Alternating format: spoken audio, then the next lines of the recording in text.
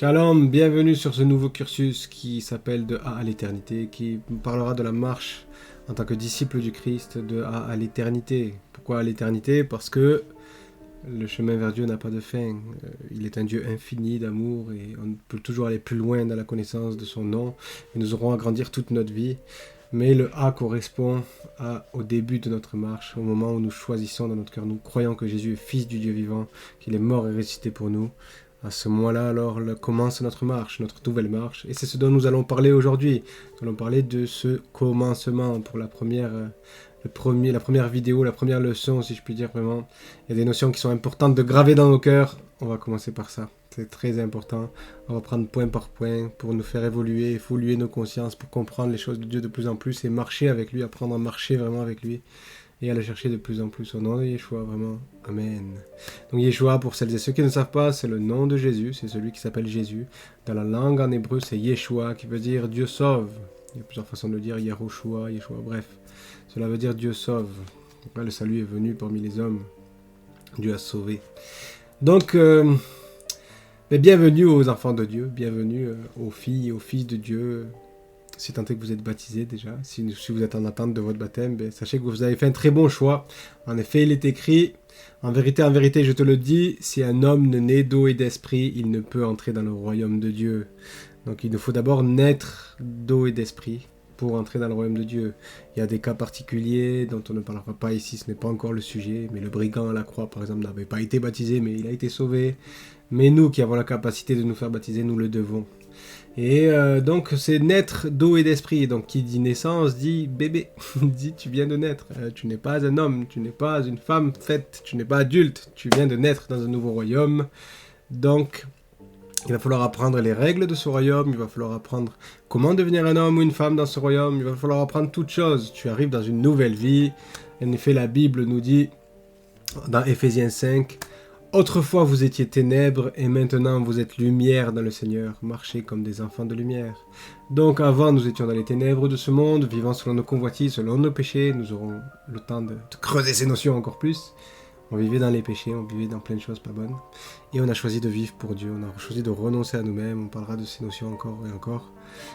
Pour vivre pour Christ, nous qui étions autrefois dans les ténèbres, nous voulons vivre pour la lumière aujourd'hui. Donc voilà, ce nouveau royaume est un royaume de lumière, de bienveillance, d'amour, de bonté, de miséricorde, et de justice aussi. Et donc nous allons devoir apprendre à marcher, à devenir des enfants de lumière, marcher comme des enfants de lumière, dit l'Écriture. C'est ce qu'il va nous falloir apprendre à être et à faire. On parle de cette notion d'accroissement parce vous allez voir qu'on va parler de l'accroissement. On parle de ça. Il faut bien considérer ce que nous sommes. Il faut bien commencer à comprendre qui nous sommes quand nous sommes engagés de baptême. Nous sommes une nouvelle créature. Nous sommes un nouvel enfant. Nous sommes une nouvelle personne. Ce qui est ancien est passé, mais toutes choses sont devenues nouvelles. C'est écrit dans la Bible.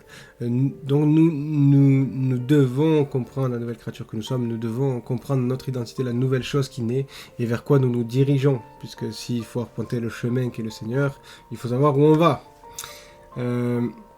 Voici ce qui est écrit dans 1 Pierre 2, versets 2 et 3. Désirez comme des enfants nouveau-nés le lait spirituel et pur, afin que par lui vous croissiez pour le salut. Donc là, c'est vraiment une phrase, je vais prendre le temps de m'attarder dessus.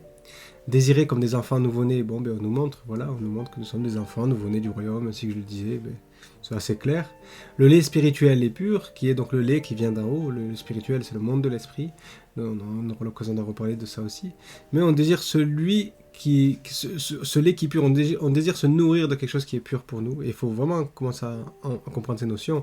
La notion de se nourrir, c'est quelque chose de très très fort dans la pensée hébraïque, dans la Bible. On voit qu'il y a beaucoup de moments où Jésus partage des repas avec les disciples. Donc la nourriture, c'est ce que tu te permets d'entendre, ce que tu écoutes comme enseignement, c'est ce que tu nourris ton corps, mais ton âme aussi. Et il est important d'aller chercher le lait pur et spirituel. Pourquoi ? Afin que par lui vous croissiez pour le salut. C'est-à-dire que vous allez grandir. Croissiez, c'est pas de croire, c'est de croître. Vous allez croître pour le salut, vous allez grandir pour le salut. Si vous avez le lait spirituel et pur, si vous avez le bon enseignement, la bonne nourriture, bien vous allez grandir pour le salut. Si la nourriture n'est pas bonne, ou si ce n'est plus la bonne nourriture pour vous, vous allez stagner, vous allez arrêter de croître pour le salut, vous allez sentir un frein dans votre foi. Donc c'est important de comprendre que le bébé, il faut lui donner le lait dont il a besoin. C'est vraiment un verset dans la Bible où il est écrit de donner la nourriture au temps convenable. Donc, c'est à nous de chercher la bonne nourriture pour nous, pour que nous grandissions selon les besoins du Seigneur pour nos vies. Et donc, il y a la notion de croître pour le salut. Donc, pour le salut, c'est pas seulement pour notre salut, c'est aussi pour le salut des âmes des gens. On ne vit plus que pour nous, on vit pour l'amour de Dieu, pour que le monde puisse connaître Christ. Nous avons tous la parole de la réconciliation, dit la Bible. Bon, on reviendra sur toutes ces notions, mais là partons sur cette notion d'accroissement, parce que c'est très important de comprendre ça. Vous n'êtes pas, au moment où vous arrivez à Christ, arrivé. Vous n'êtes pas, ça y est, l'homme fait, la femme faite, vous n'êtes pas la personne parfaite que Dieu veut que vous soyez. Vous venez de croire, vous êtes une enfant du royaume, vous êtes fait baptiser, vous êtes une enfant du royaume de Dieu, vous êtes né d'eau et d'esprit, vous pouvez rentrer dans le royaume. Maintenant, il faut apprendre les règles de ce royaume pour marcher dans le royaume en tant qu'enfant de Dieu et non plus fils du diable. Puisque vous avez renoncé aux œuvres des ténèbres, encore faut-il arriver à renoncer aux œuvres des ténèbres, et vous voulez marcher dans la lumière, encore faut-il arriver à marcher dans la lumière. Donc on verra toutes ces notions pour bien faire la volonté de Dieu. Vous verrez qu'avec l'aide de Dieu, tout se fera. Dieu est tellement grand, il sait exactement ce qu'il fait.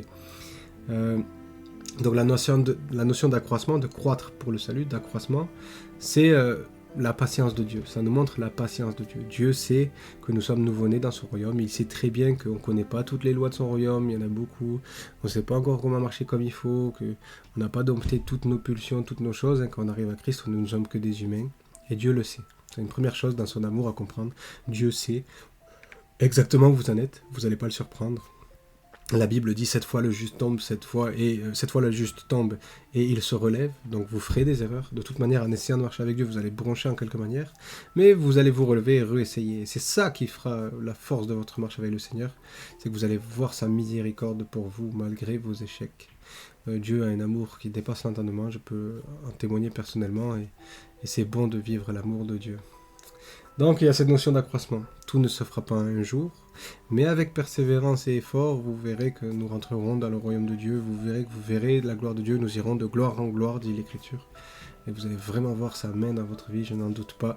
Si vous persévérez avec un cœur sincère, c'est certain, vous allez voir la main de Dieu dans votre vie. Alors il est important dans la notion d'accroissement de comprendre que Dieu est patient et qu'il veut que nous avancions, qu'on s'efforce. Efforcez-vous d'entrer par la porte étroite, a dit le Seigneur. Donc il y a un effort à faire, jour après jour, on aura des efforts à aller pour aller vers Dieu, renoncer à nous-mêmes, on en reparlera, et vivre selon l'esprit, on en reparlera aussi. Mais il faut avancer avec le cœur léger, il faut le faire avec amour. Il faut que ce soit de votre plein cœur que vous alliez à Dieu, parce que vous vous rendez compte qu'il vous offre son salut en Yeshua, qu'il vous veut votre bien. C'est vraiment trop important pour que je le mentionnerai sûrement 1000 fois, mais il faut que vous vous rappeliez que ce n'est pas lourd de servir Dieu. Obéir à Dieu, c'est une belle chose. Voilà, il y a plein de doctrines fausses qui circulent, ça on en reparlera aussi en son temps, mais il faut bien comprendre que l'obéissance à Dieu rend heureux. On en reparlera aussi, on en fera des études détaillées là-dessus, mais Dieu veut votre bonheur, il a toujours voulu votre bonheur, c'est nous qui avons résisté, il a toujours voulu le bonheur de sa création, et dans ses voies, il nous a montré les voies de la vie pour que nous marchions dans les voies de la vie. Donc il faut marcher avec un cœur léger. Ça ne doit pas être un fardeau lourd à porter. Dans Matthieu 11,30, le Seigneur a dit « Car mon joug est doux et mon fardeau est léger. » Mon fardeau léger. Son fardeau, au Seigneur, est léger sur nos vies. On va avancer avec lui et il saura nous faire grandir en notre temps. On est des bébés. J'aime souvent cette métaphore. Un bébé, on sait que... C'est un ami qui m'avait dit cette phrase, un ami avec qui j'ai voyagé. Il m'avait dit, un bébé, on sait qu'il va falloir lui changer ses couches. Il va faire ses besoins sur lui au début, il ne saura pas parler, il ne saura pas faire grand-chose. Il faudra le nettoyer et lui changer ses couches de toute façon. Et Dieu, c'est pareil avec nous. Il sait qu'on est des bébés, il sait qu'il va devoir pardonner 1000 péchés qu'on va faire. 1000 fautes parce qu'on ne connaît pas. Il est écrit « Mon peuple périt » parce qu'il lui manque la connaissance. Donc effectivement, le manque de connaissance, c'est pas bon pour nous, mais Dieu, il sait, il nous fait grâce de nos offenses pour le temps qu'on a besoin d'apprendre. Du moment que notre cœur est sincère et qu'on veut aller vers lui, il va vraiment être un père aimant qui saura changer nos couches jusqu'à ce que nous sachions faire nos besoins par nous-mêmes et qu'il n'ait plus besoin de faire ça toujours. Comprenez, mais quelque part, on sera toujours des bébés face à l'immensité de Dieu, comprenez-le aussi. Parce que il vaut mieux qu'on reste humble face à Dieu, c'est vraiment profitable. Car Dieu fait grâce aux humbles, mais il résiste aux orgueilleux. Et on ne veut pas rester orgueilleux, on veut qu'il nous fasse grâce. Donc il nous faut être humble. Et bon, on travaillera toutes ces notions. Donc le Seigneur a dit, mon joug est doux et mon fardeau est léger. Et dans l'Acte des Apôtres, on va revoir encore cette notion d'accroissement d'une façon très très explicite. Voilà, c'est important, hein, c'est la notion d'accroissement aujourd'hui, c'est important de comprendre ça pour envisager votre chemin avec paix. Il y a eu la question de est-ce qu'il faut dire aux nouveaux convertis d'obéir à toute la loi de Moïse, à toute la loi de Dieu. Donc cette loi contient 613 mitzvot, 613 commandements, et ça fait beaucoup. Certains disaient, si vous ne faites pas tout ça, vous ne pouvez pas être sauvés. Non, non, non. Le salut, c'est en Jésus. C'est par Jésus, c'est par son sacrifice, par Yeshua, son sacrifice à la croix. Il a payé la mort que nous méritions. C'est en lui que nous avons le salut. Ce n'est pas par la loi elle-même ne nous sauve pas. Elle n'est pas faite pour nous sauver. Les lois de la justice de Dieu ne sont pas faites pour sauver. Par essence, ce qui nous sauve, c'est Dieu. C'est pas ses lois. Il faut le comprendre, c'est vraiment une notion vitale et charnière, donc on aura l'occasion de reparler parce qu'elle est un bloc sur lequel on bâtit notre vie sur le Christ. Donc c'est important de comprendre cette notion et on y reviendra plus en détail en son temps. Mais voici, donc on disait aux nouveaux convertis, oui, il faut que vous fassiez tout. Et les apôtres ont délibéré, ont prié, parce qu'ils ont vu que certains ont reçu le Saint-Esprit sans faire la loi. Donc ils ont reçu le Saint-Esprit sans les œuvres de la loi. Donc ils se disent, mais qu'est-ce qu'on doit faire? Et voici ce qu'ils ont dit dans Actes des Apôtres, chapitre 15, versets 19-21. C'est pourquoi je suis d'avis qu'on ne crée pas des difficultés à ceux des païens qui se convertissent à Dieu, mais qu'on leur écrive de s'abstenir des souillures des idoles, de l'impudicité, des animaux étouffés et du sang. Car depuis bien des générations, Moïse a dans chaque ville des gens qui le prêchent, puisqu'on le lit tous les jours de Shabbat dans les synagogues. Donc voilà, qu'on ne crée pas des difficultés à ceux des païens qui se convertissent à Dieu. Vous voyez cette notion d'accroissement, de patience de Dieu, cette notion... le fardeau ne doit pas être lourd. Il ne faut pas qu'on crée des difficultés à ceux qui viennent à Dieu. Tu crois, tu peux être baptisé. Et maintenant que tu es baptisé, tu vas apprendre à marcher. On leur a donné 4 commandements pour commencer leur marche, pour pas que ce soit trop pour eux. Et c'est cette notion. Un bébé, tu ne peux pas lui demander de marcher le jour de sa naissance et de parler le jour de sa naissance et de savoir façonner une maison le jour de sa naissance. C'est hors de question. Il faut du temps pour apprendre. Et de la même façon, il nous faudra du temps pour apprendre les choses du royaume de Dieu sans se créer des difficultés, des bâtons dans les roues. Il faut le faire avec l'amour dans le cœur. Comme dit l'Écriture, si je n'ai pas l'amour, je ne suis rien. Il faut que dans ton cœur, tu veuilles aller servir Dieu. Et te mettre un fardeau trop lourd t'éloignerait de Dieu. Et il y a des dangers d'ailleurs. Hein. Il y a un endroit où Jésus dit clairement vous n'entrez pas vous-même et vous ne laissez pas rentrer ceux qui le veulent. Et c'est vraiment très grave d'empêcher l'accès au royaume de Dieu. C'est vraiment quelque chose de très grave. On le repère dans beaucoup d'églises ou beaucoup d'endroits aujourd'hui où on t'interdit de te faire baptiser lorsque tu as cru. On veut que tu fasses une formation qui dure 3 ans, 6 mois. On rend tout compliqué alors que dans la Bible, nous voyons bien que Philippe, lorsqu'il a rencontré l'eunuque, il a baptisé le jour même. Lorsque les Romains ont cru qu'ils ont reçu le Saint-Esprit, ils ont été baptisés le jour même. Il y a plein d'endroits dans la Bible où on voit des gens qui ont été baptisés le jour où ils ont cru. Il n'y avait pas besoin de leur faire apprendre 1000 choses avant. Tu crois que Jésus est mort, ressuscité pour tes péchés, tu crois qu'il est le Messie. Si tu crois de tout ton cœur, lui a dit Philippe à l'eunuque, si tu crois de tout ton cœur, tu le peux. Et l'eunuque a répondu, je crois que Jésus est fils de Dieu. Et il a été baptisé. Puis Philippe a disparu de sa vie, il a été téléporté, il a disparu de la vie de l'eunuque. Donc on voit bien qu'on se plante complètement aujourd'hui quand on enseigne autre chose que ça. Parce qu'après tout, chaque chemin est avec Dieu. Et bien sûr, comme on l'a lu tout à l'heure, cherchez le lait pur et spirituel.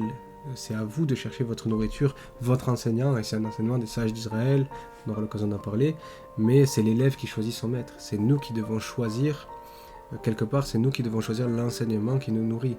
On doit aller vers là où ça nous approche de Dieu et s'éloigner de là où ça nous en éloigne. C'est logique au final. Mais bon, on parlera plus tard de cette notion de disciple là. Bon, on va en parler un peu, mais quand même. On aura l'occasion, il y aura plein de sujets, donc voilà, je suis obligé de rester axé sur l'accroissement, parce que il y a beaucoup de choses dans la parole, et vous allez voir que nos consciences vont grandir et comprendre au fur et à mesure. Donc voilà, le Seigneur a bien dit, il ne faut pas créer de difficultés, donc pas de joug trop lourd, pas aller trop vite, attention, c'est vraiment un danger. Un ami disait ça, et je le répète souvent, Satan, s'il ne peut pas vous tirer en arrière, eh bien, il va vous pousser en avant. Et donc ça veut dire d'une façon ou d'une autre, il veut vous faire tomber. Donc ne cherchez pas à aller trop vite, ça ne sert à rien. Vous prendriez des murs et Dieu vous ralentirait de toute façon, car il est écrit que la patience est un fruit de l'esprit. Il vous faudra apprendre à être patient d'une façon ou d'une autre, autant que ce soit avec la manière douce. Laissez-vous le temps de grandir, mais continuez à poursuivre vos efforts surtout. Donc dans Colossiens 1, voici ce qui est écrit, verset 10. Pour marcher d'une manière digne du Seigneur et lui être entièrement agréable, portant des fruits en toutes sortes de bonnes œuvres et croissant par la connaissance de Dieu.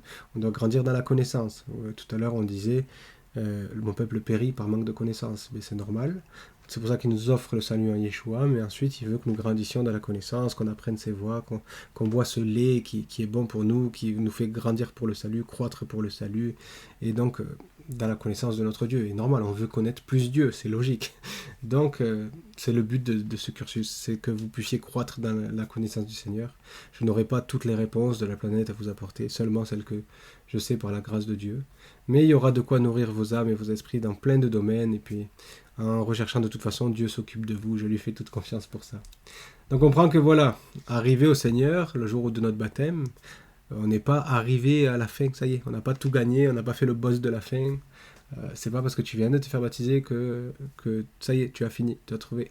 Non, c'est là où ton chemin commence, ta nouvelle naissance, c'est là où ta nouvelle vie commence. Maintenant, tu vas devoir marcher dans ce chemin. Il est le chemin, le Seigneur. Il est écrit, je suis le chemin, la vérité et la vie, nul ne vient au Père que par moi. Je suis le chemin. Il n'a pas dit je suis l'arrivée. Le but, c'est le Père. Le Fils nous mène au Père. Il est le chemin. Un chemin, on marche dedans, on avance, c'est un chemin. Donc c'est un cheminement que nous avons avec lui. Donc vous voyez, cette notion d'accroissement, elle est très présente dans l'écriture et il faut la comprendre. Ok, je viens de rentrer dans un chemin, maintenant je vais le suivre, je vais apprendre, je vais découvrir, je vais tâtonner, je vais faire des erreurs, je vais apprendre, je vais pardonner, je vais demander pardon, Et puis il y a tout ça qui va faire que Dieu va venir se glorifier, vous montrer qu'il est de plus en plus dans son Fils Yeshua, il va vraiment faire des miracles.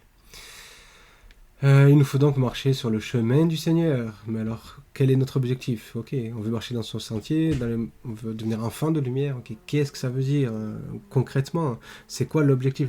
L'arrivée, c'est Dieu, mais c'est quoi notre objectif? Il faut vraiment le cibler, parce que si tu ne cibles pas ton objectif, tu ne pourras pas trouver les moyens qu'il te faut acquérir pour atteindre ces objectifs. Dans Luc 6,40, le Seigneur, Yeshua, Jésus a dit, le disciple n'est pas plus que le maître, mais tout disciple accompli sera comme son maître. Voilà, nous sommes disciples du Seigneur. Et donc nous suivons sa discipline. Il est notre maître, nous sommes dans sa classe, nous sommes ses disciples, on suit sa discipline.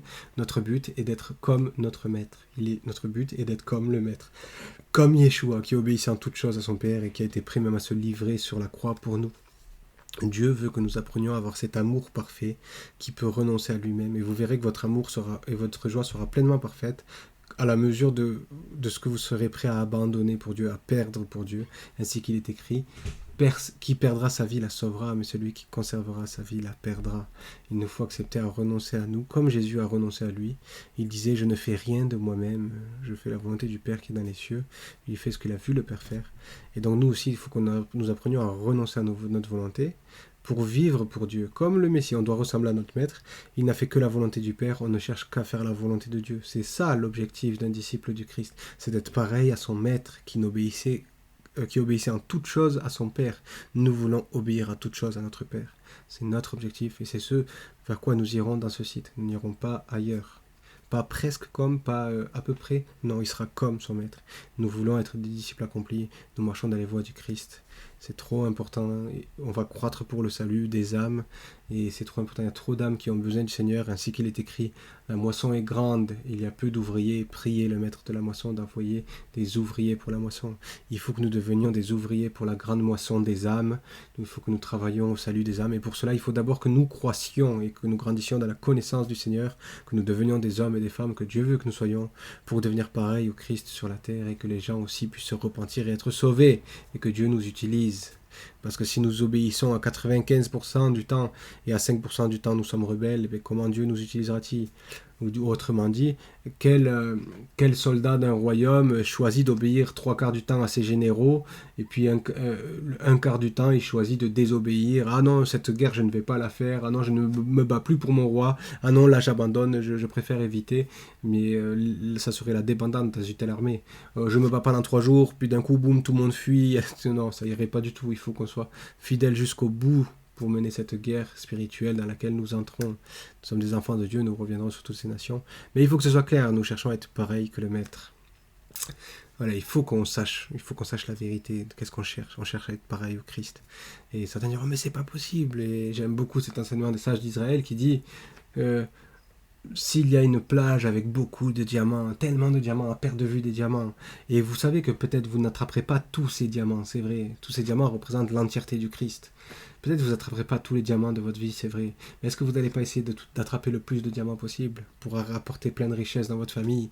Bien sûr que vous allez faire tout ce qui est en votre pouvoir pour en prendre autant que possible. Vous allez plier votre t-shirt, remplir votre t-shirt, remplir vos poches, mettre le chapeau à l'envers, mettre dans le chapeau. On va se débrouiller pour avoir tout ce qu'on peut de richesse. Et bien, c'est ce que nous cherchons dans le Seigneur. Nous cherchons à être aussi près que possible de lui toute notre vie. Que ce soit bien clair, voilà. Donc, on va récapituler. Nous étions autrefois enfants de ténèbres. Nous sommes devenus enfants de lumière. En tant qu'enfants, nous devons croître pour le salut, grandir pour le chemin qui mène à Dieu, passer du rang d'enfant à celui de femme ou d'homme à la stature de Yeshua Mashiach, Jésus le Christ. Cela ne se fera pas en un jour, c'est certain. Quel bébé devient adulte en un jour? Donc voilà, notre objectif est clairement établi, croître dans la connaissance de Dieu et du Seigneur Yeshua, suivre sa discipline pour arriver à la stature parfaite du Christ. Nous verrons donc ensuite dans la prochaine vidéo, maintenant que cet objectif est établi, le combat de tout disciple, le combat entre la chair et l'esprit. Que Dieu vous bénisse, merci d'avoir pris le temps pour cette vidéo, n'hésitez pas à commenter ou à me faire un retour, que Dieu vous bénisse, en tout cas vraiment je prie pour le salut de vos âmes et qu'il vous aide à croître dans la connaissance de sa vérité, à devenir un disciple averti, un disciple bien affermi, qui résiste au diable en toutes choses pour être une lumière dans ce monde, car c'est ce que nous sommes appelés à être. Shalom.